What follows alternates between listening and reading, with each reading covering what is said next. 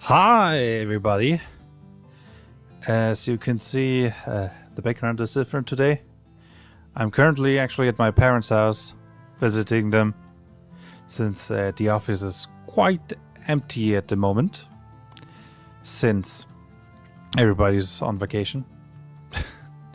But I'm still working, right? Plus, it's getting really hot and my parents' house is definitely cooler than my apartment.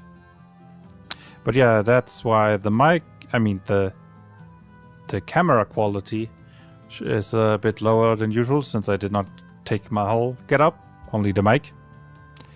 And I also hope the internet is stable enough. Today we're working, there were like phases where it suddenly stopped working for a few seconds. So yeah. Gotta be careful with that one. But yeah, let me make the music a bit more quiet. Oh yeah, and Stellaris just finished downloading. Maybe I should have stopped that before starting the stream. But I guess it's good that it only sucked away bandwidth for the very first minutes. So, welcome to the stream. Today we will go through the main attraction of the patch that I released 3 days ago. The 10 new Sub-Archetypes! Woohoo! With those new 10, we have reached 120 Sub-Archetypes total. I don't know about you, but I think 120 is a prettier number than 110. I was also so surprisingly quick at designing those. I had like a wave of inspiration and just went on and made them in just a few days. Those who are in the Discord group have seen the previews. Some of them have been changed, some a few balancing stuff that I did, but they should be mostly the same, or at least have similar ideas to those that I posted in the Discord group. But for the other ones, why not take a look? Let's go through all the archetypes and start with the Shielder. Yeah, the Shielder. Sadly, the new ones don't have an image yet, but I will get one soon. Some soon. No, relatively soon. I mean, I don't know how much time my artist, Slava, has. I haven't even sent her the orders because she's working on something else currently, but there will be new pictures. Anyway, Shielder. As the Bulwark is all about defense, the Shielder also focuses on defense. Specifically, temporary vitality. They get an action with which they can generate twice as much temporary vitality as their primary stat bonus.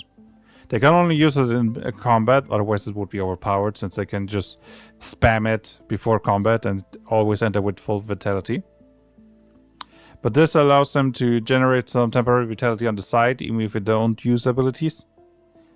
Then, at tier 2, they can keep half of their temporary vitality when they take a rest. Which, for those who don't know, you lose all your temporary vitality when you take a rest. So this helps you to not lose all the progress that you made. In game, yeah, you see it often that you lose a decent amount of temporary vitality each time you take a rest. So this is a great way to counteract that. Then focus defenses allows you to sacrifice a bit of temporary vitality to either boost your evasion, armor, or defense rolls. Gives you a bit of tactical options. To sacrifice a bit of temporary vitality to get a boost in one defense form. Shield boosters. You gain more temporary vitality every time you gain temporary vitality. 1d8 plus an additional d8 for the tier of a used ability if you used an ability for that. That, by the way, also counts for shield generators. So it gets an additional boost.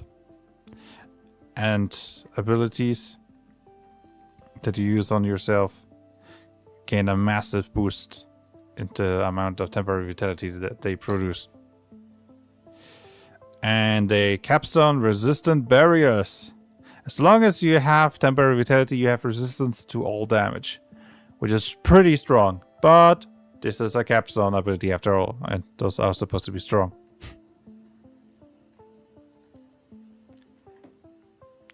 But enough about the shielder. If you have any questions, suggestions for new features, feedbacks, or just tell us about how your day was, feel free to post it in the chat. I'm happy to read it. Then creative Polymath.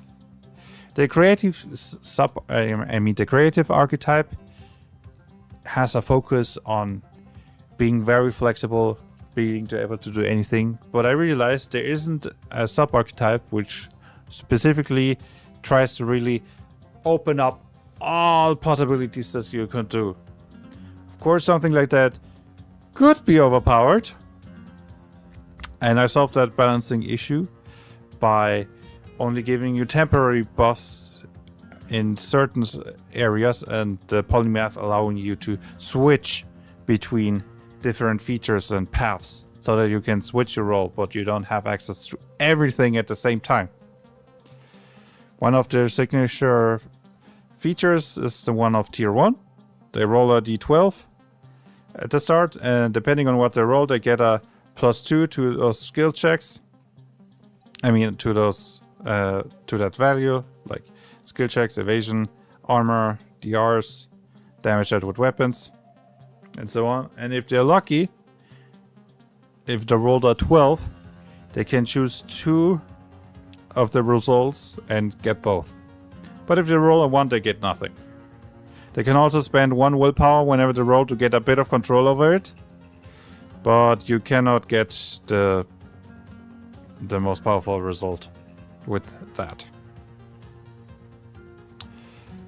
Another interesting feature is that it allows you to switch up your paths and talents whenever you take a rest. This does make this character very complex. That's also why they have a complexity rating of 4. But that gives you an incredible flexibility. Later on, you can gain 1 additional path for 10 minutes, which is very powerful. Paths are generally very powerful. And before this, there was no way to gain a second path. It was completely impossible.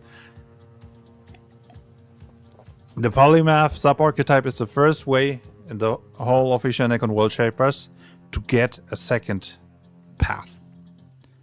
At the start, only temporary, with 1 row of many roads, but the capstone feature allows them to have a second path constantly. And if you take 1 of the roads, you can even temporarily gain a third one. And yeah, tier 4 is twin talents. It allows you to battle of many talents, just roll it twice. Huh. Did the lights just flicker? Or was that my imagination? Anyway. Polymath. Yeah, and that's the Polymath. Incredible flexibility, but with a pinch of unpredictability. So you don't know exactly what you what's going to be a strong suit. Plus, you cannot do everything at the same time. You have to switch it up. Exploiter with the Cunning archetype. The Exploiter is a debuffer who doesn't use debuffs. He has access to the Expose action, which allows him to force a creature to make an intelligence or instinct defense roll, and on a failure, to get an Expose charge, which reduces the evasion, armor, and defense roll against all attackers. So it helps the whole party. You can play the Exploiter like a strategist who analyzes the enemy and then points out the weak spots to your allies. Tier 2. Why did I slip to German for a second? Tier 2, Uncovering Offenses, allows you to add an exposed charge when you hit a creature once per turn. Critical Find allows buffs to exposed charges. Now they reduce the rolls you need for critical hit by 1 for each 2 charges the creature has. Again, this helps the whole party. So you can turn the whole party into crit monsters if you stack this high enough. Then Faster Uncovering allows you to apply 1 extra exposed charge with your exposed action. And that also works if they fail the defense roll. So you always add at least 1. If they fail, you add 2. And then the capstone is at the start of combat. They can apply a number of exposed charges equal to the primary set bonus to creatures they can see within 10 meters. So you instantly rig their weaknesses, instantly weaken them. Pretty strong. The Exploiter is best if you fight fewer strong enemies, since there you have time to stack up the exposed charges. And he does have quite a difficulty to give multiple targets the exposed charges. But a very powerful single target debuffer.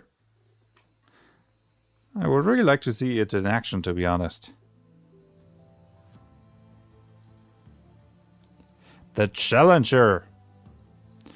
The Demolition archetype had basically almost every role covered. You have a Bear Remaster, it's defensive control, Blast Gunner, Blast Gunner is ranged weapons, Werewolves is melee weapons, Destroyer is damage ability, Summoning control, healing.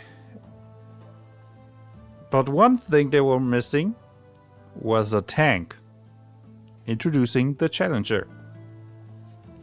The Challenger is really good at taunting a lot of creatures at the same time. Getting free taunts whenever they use the taunt and taunting attack action. And the more creatures they taunt, the stronger they get. They get a boost to armor evasion or defense rules. And those increase for each creature they've taunted. Which makes me just...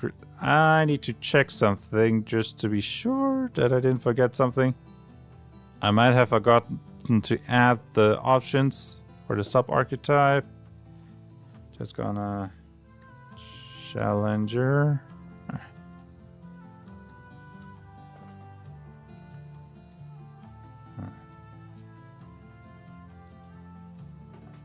Challenger. Alright, did I add the options? Yes, I did. Okay, I did not forget. Good. Got me. Was worried there for a second. Then later on, this is my fight. Allows them to punish the enemy if they dare to attack somebody else with an attack action or an ability as a reaction, which is quite powerful. Really disincentivizes the enemy of attacking anybody else other than themselves. And Pressure Cooker, I like the name of this feature, allows them to generate willpower equal to the number of enemies that have attacked you in the last turn. So the more you get attacked, the more willpower generate, which you can invest in defensive perks, abilities, offensive abilities, control abilities, whatever. And Challenger of the Horde basically allows you to instantly taunt everybody within 50 meters of you. And if you manage to taunt... and you manage to taunt them again while they are taunted this way, they actually lose the ability to target anybody else other than you. So it's quite of a fun tank. It allows you to taunt very effectively. And it's a mix between defensive perks and offensive perks to punish your enemies if they attack somebody else. So I think a worthy addition to the tanks, especially since there aren't that many tank builds in Ishanekon World Shapers.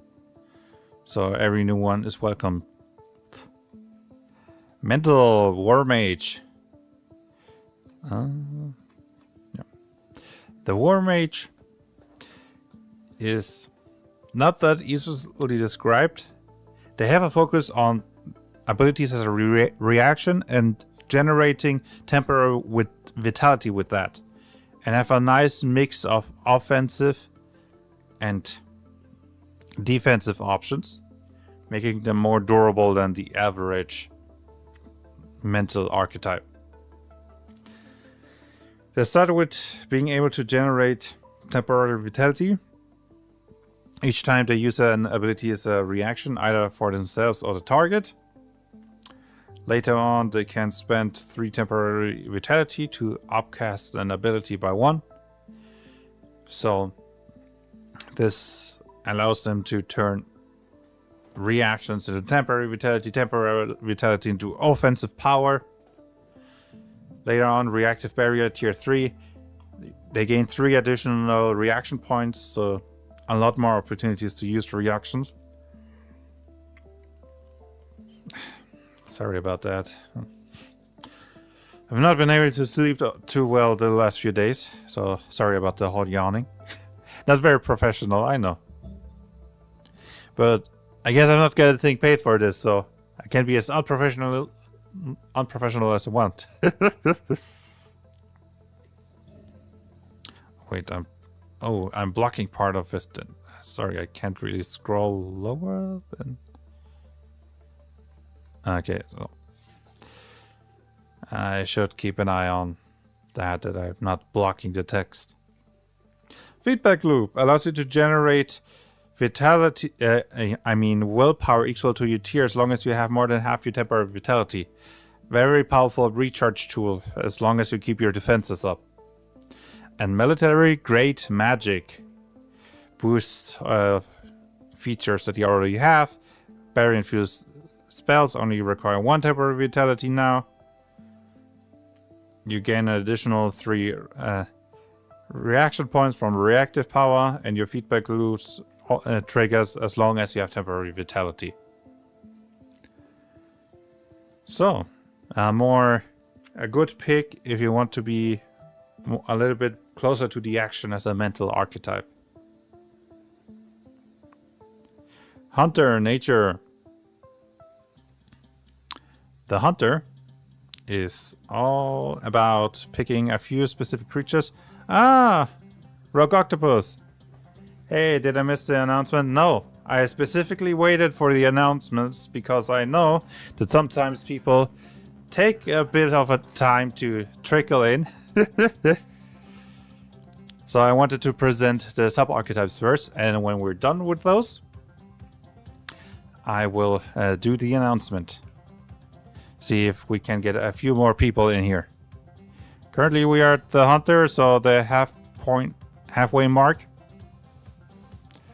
But I hope you had a good day, Rogue Octopus. Still got to read the GM guide you sent me. Sorry about that, have been very busy these few days.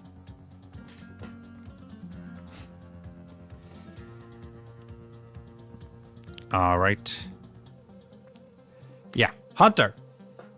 The hunter chooses either material creatures, spirit creatures, undead creatures, humanoid, or 2 creature types of their choice. And they get a bunch of advantages if they're fighting against them. They always know if they're within 15 meters of them. They know their resistances, immunities, and vulnerabilities immediately if they see them. And they deal an additional 50% targets.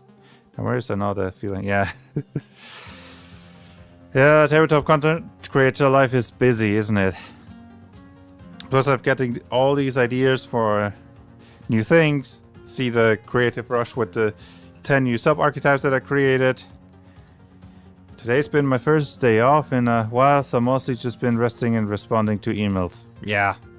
We also need those days where we just rest and enjoy our times, recharging. Really important. We should not forget that.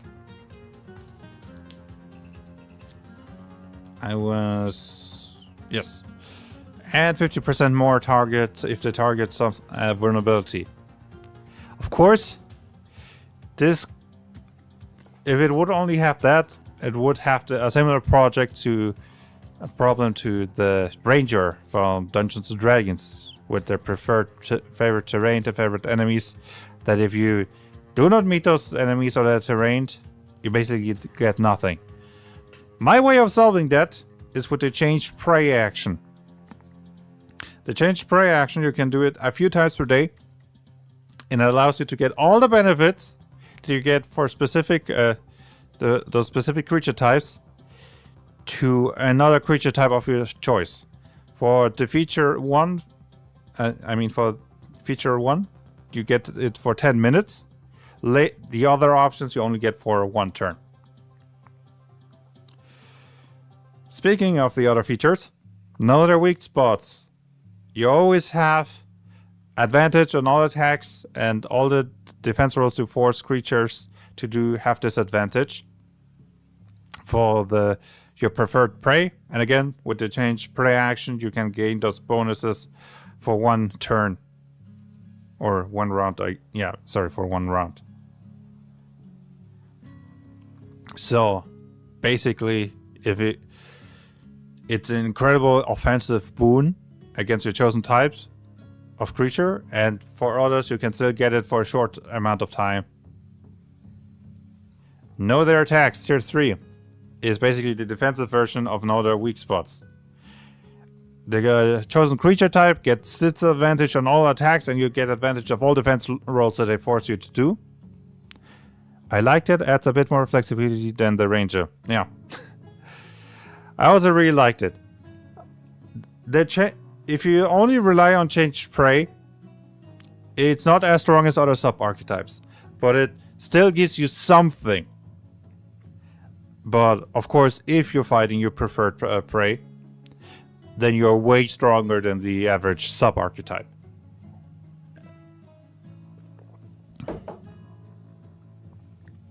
Trophy Hunter allows you to either focus on the creatures you already have, which allows you to get triple advantage and triple disadvantage for another weak spots and know their attacks, or you can expand your options. Basically choose another of these so you're good against more targets. I really like it when I designed sub-archetypes that allow you to get more of one, to also give you the option to focus on one thing. For example, the Shepherd, which focuses on summoning a pet or familiar, later on gets the option to summon more than one. But you can also focus on the one creature, pet or familiar, and make them stronger, add more features on top of them. So like that if you, for any sort of roleplay reason, you really want to focus on one hated enemy, and you think it wouldn't fit flavor-wise to get more, the focus option is really great. And Master of the Hunt gives you resistance against all damage dealt by your preferred prey, and you automatically get critical hits when you hit them with attacks. Super powerful.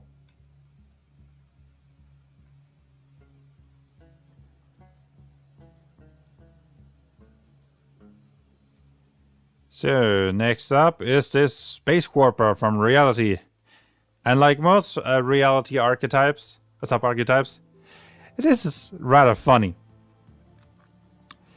First, you get Bending Space. As a reaction, you can increase the range of an attack or ability or feature by 5 meters. It's great to give yourself a bit of a boost, but you can also use it with allies. And I find the image...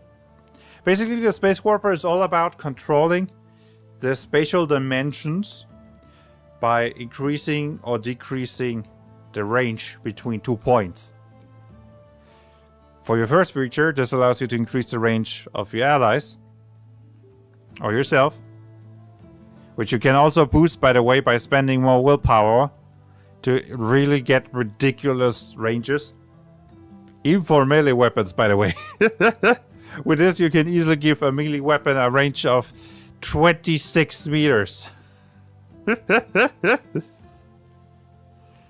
Of course, it will cost you willpower if you want to boost it that much. But still kind of funny that you swing your sword and suddenly just whomp, stretches out. Then fake the distance is very funny. After a creature declared the movement they want to do, you can force them to do a defense roll, either intelligence of this dexterity, and on a failure, you can either double their movement or half it. And the funny thing is, if they run with the new path into anything like a wall, a creature, an object, you treat it like you forcibly moved them into them. And I think the idea is really funny of the creature just starting to run, and suddenly, because the distance changed, they just slam full speed into the wall. So you can have very funny shenanigans. Or if you're fighting next to a cliff and they're moving a bit too close to the cliff, whoop! Suddenly, no more ground beneath them. Can be very funny. Tier 3 is space-time control. Gives an area of control within 15 meters of them. Nobody can teleport there against their will. And they increase the range of all the allies by 5 meters and reduce the range of all enemies by 5 meters. You cannot reduce the range of anything below 1 meter. Otherwise, this would be really punishing for melee fighters because they would have a range of 0.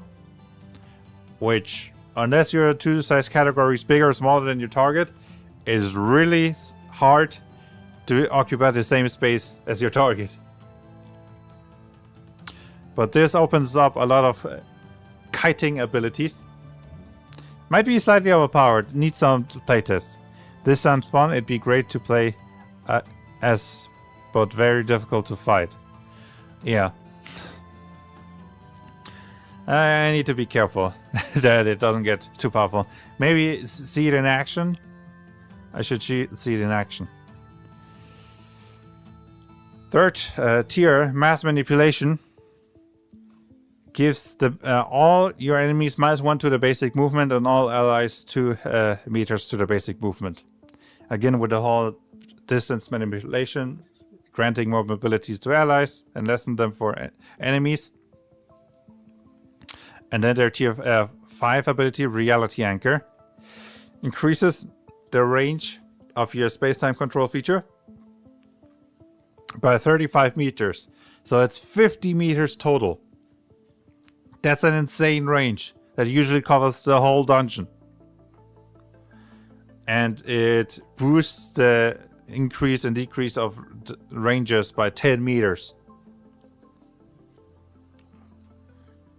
Combine it with slowing effects and the enemy might not even be able to get to you. And even range attacks won't help that much. If used correctly, very powerful. The Inventor technology. The Inventor focuses on their equipment. They can upgrade it with far less materials and time needed.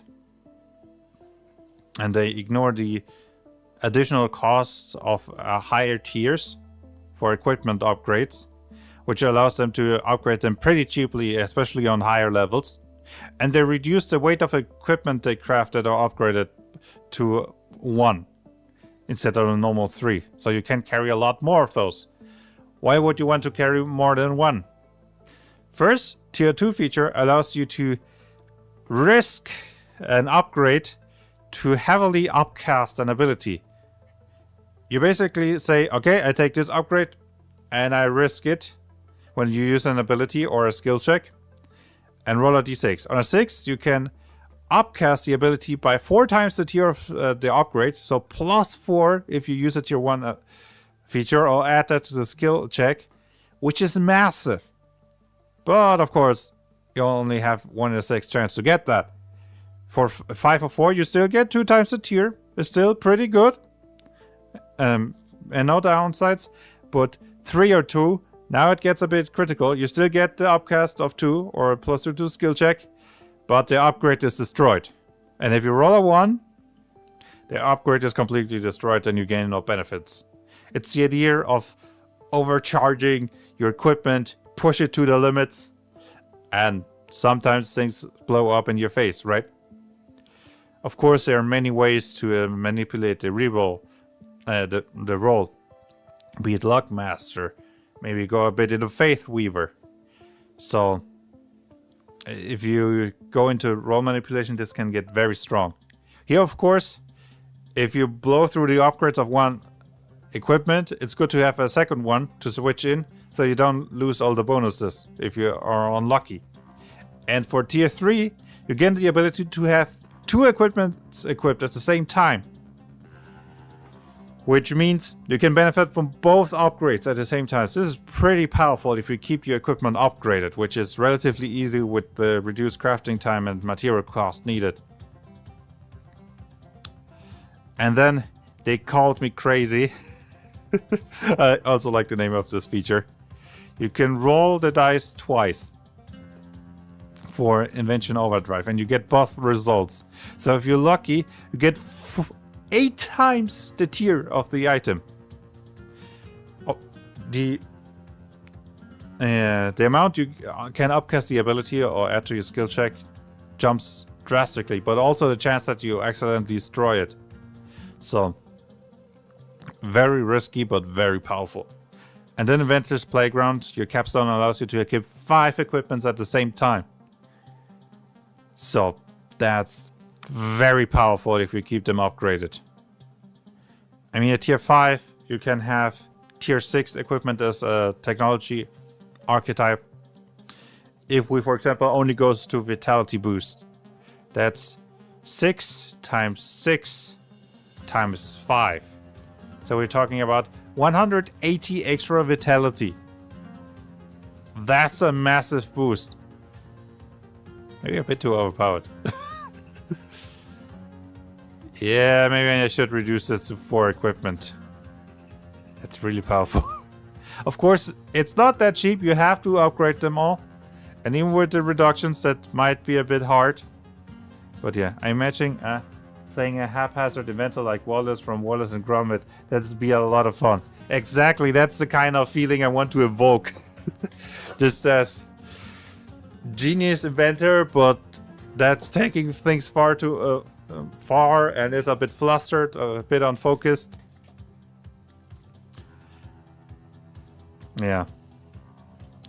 Inventor is one of my favorites from the patch. But my true favorite goes to the Bar Fighter from the Unarmed archetype. The Bar Fighter is the dirtiest fighter of them all. He has absolutely no honor in combat and will take any advantage he gets. It starts with his first feature, Sucker Punch, which gives him a free attack if you succeed on any action influenced by the Dirty Fighter talent or the shove action. That's basically stuff like grabbing, tripping the enemy, shoving them around, or hiding away. I guess that that doesn't make that much sense to hide away and instantly punch somebody. But actually, you can combine it with the shadow, which boosts your hide. So you could actually hide, punch the enemy immediately, and then move away hidden. But also all the skillful lesser talents, which allows you to get skillful bleed, skillful elemental, skillful restrain, skillful charm, and all of that. So there's a lot of variety depending on what kind of dirty action you focus on. And Cheap Shot, of course, tier 2, makes all those actions easier by giving you advantage on the skill checks that you made for them. Which also means it's easier to get your Sucker Punch. One thing to mention, you can only get 1 Sucker Punch per turn. Otherwise, at level 2, you could do like 4 attacks in 1 turn, which would be massively overpowered. Aim for the liver, tier 3. When you hit somebody with your Sucker Punch, they have to make a Constitution or Will Defense roll, and if they fail, they're stunned for 1 turn. Pretty good control. I don't know if you ever been punched in the liver, but it can really stun you. I've seen one guy who got punched in the liver, he just collapsed. So, okay, maybe I shouldn't talk about too brutal stuff. Or at least real life stuff. SF phone just, I hope that's not important. Yeah. Sorry. Then Brutal Pummeling removes the limit of Sucker Punch. To a certain degree, you can only use it against the same target a number of times equal to your tier. But other than that, you can hit as many targets as you like with your Sucker Punch. Especially if you combine it with Dirty Sweep, which allows you to use such a dirty action against multiple targets at once. I just have the image of somebody who first sweeps with a leg, making all the enemies around them trip, and then while they're still in the air falling, he makes another whirlwind kick, hitting them all. Quite a cool feeling.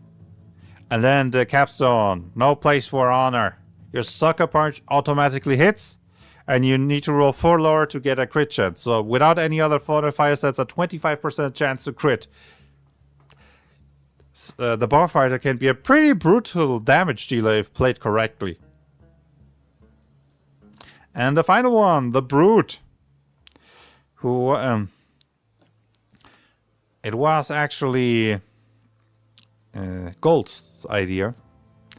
He inspired the Brute, and the Brute is all about just one heavy smash, putting everything into one massive attack. You start off with the heavy smash, which gives you the heavy smash action, which costs 3 action points, unlike the attack action, and allows you to make an attack action, but all the attacks that you would do are fused into one attack, and you deal an additional damage twice your primary stat bonus. That's a lot of damage. It might be hard to do that in the first turn if you have a melee weapon, since without the additional action point it could be quite difficult to get in range, but there are ways to counteract that. And especially the tier 2 feature makes that easier. Deadly Leap. You can move by amount equal to your basic movement when you use the heavy smash action, and you also gain a temporary vitality equal to your level. So it gives you a bit of a defensive boost. Brutal Cleave also cancels out the other weakness of the Brute, that you can only target one creature with the heavy smash, by allowing you to deal half the damage to a number of targets equals to your tier within 2 meters of the original target. So you can share the pain. Brutal Smash increases the damage of your smash attack by the damage equal to 1 weapon attack, so it's even more devastating. And then Meteor Crash allows you to make a super version, where you deal the full damage against every target within 3 meters of the original. You know, the flavor here is that you have like your massive weapon, you just jump with so much force that you create a whole crater. And the blast force of the attack itself is totally devastating. I do like the Brute. He's a bit simple, but he has a cool flavor. But, as promised, it is time for the announcement. I've already mentioned it in the Discord group, but I'm planning to do a monthly event. Ishanekon Arena. The idea is it will be a chance to test all your builds and character ideas. It's going to be a monthly one-shot with not so much a focus on story, but focus on different challenges, not only combat, but maybe also puzzle solving, skill challenges and such. The theme will be announced before each event. I've already got arts in the works for it, and once I have the art, I will post it on Twitter and announce when exactly will be the first event. It will probably be Saturdays. Yeah. I also like, it's not going to be just random combat without context. It's actually going to be part of the headcanon multiverse setting that is published. Why not open it right now? In this this multiverse is based on a setting for a comic that I wanted to write once.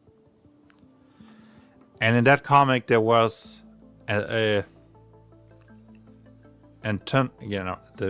word is tournament. It was a tournament where people from all over the multiverse came in, and so you had the chance.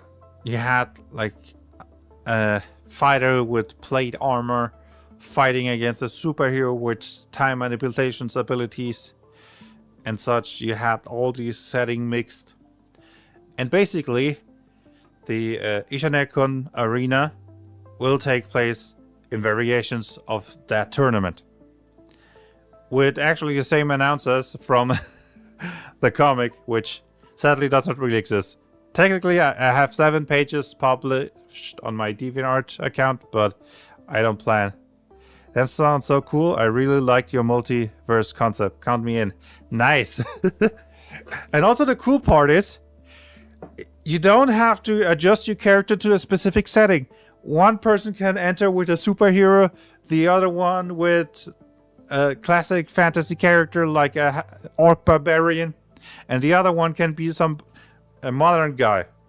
And actually, in the world, there is an explanation why the power balances wouldn't be completely off. There is actually, you can see it right now, narrative equilibrium. In this universe, whenever you move to a different universe than you own, your power level adjusts corresponding to the averages of your home universe and the other universe. So basically, for example, if you take a pro boxer from our universe and put it in Dragon Ball Z, he would be strong enough to punch mountains into rubble. But take Goku and put it in our world, and suddenly he just slightly above peak human performance. So it doesn't matter if somebody makes something that is super powerful in the universe. In the tournament, they're going to get nerfed down to the level depending. Rules-wise, it's easy. Everybody gets the same level. But I think the first tournament will be jungle dinosaur themed. I already have some ideas for the arena. Of course, it's not going to be just Blad. It will be different waves of enemies, which I'm not going to spoil. And you will be working in a group. But I am also thinking maybe... but I'm not sure, because it might be a bit toxic in a battle royale if somebody doesn't win. So I'm not 100% sure if I should implement that. What do you think, Rogue Octopus? You think it's having prize money? Oh, of course not every time. This would be for special events, especially since I want most games to be team games. It won't be always battle royale, and how can you pick a single winner? Always battle royale, and how can you pick a single winner if the whole team is working together, right?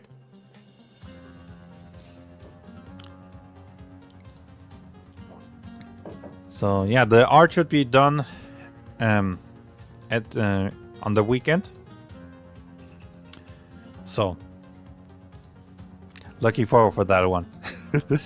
Part of the art will actually contain the 2 announcers. The comic does get a very meta and very crazy, and in the tournament, in the comic,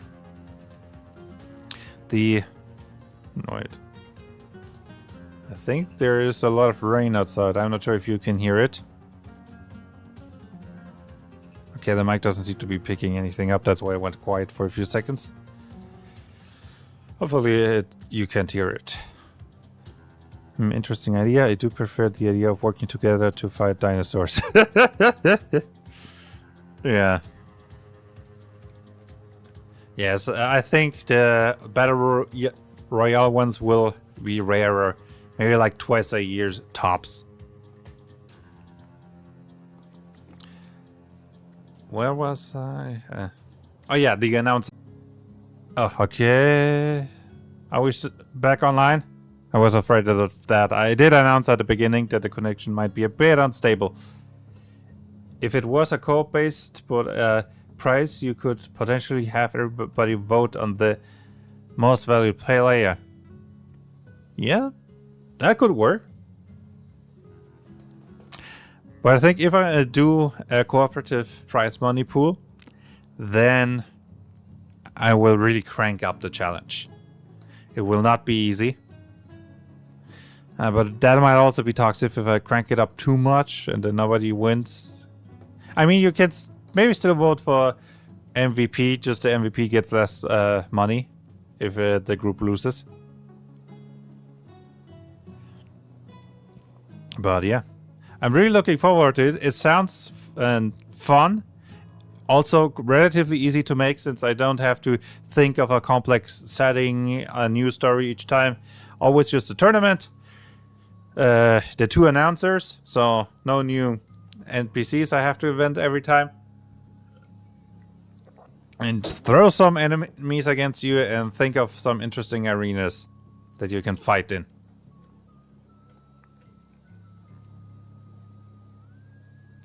So now I mean, I've been streaming for almost 50 minutes now. Yeah. I'm not going to start something new.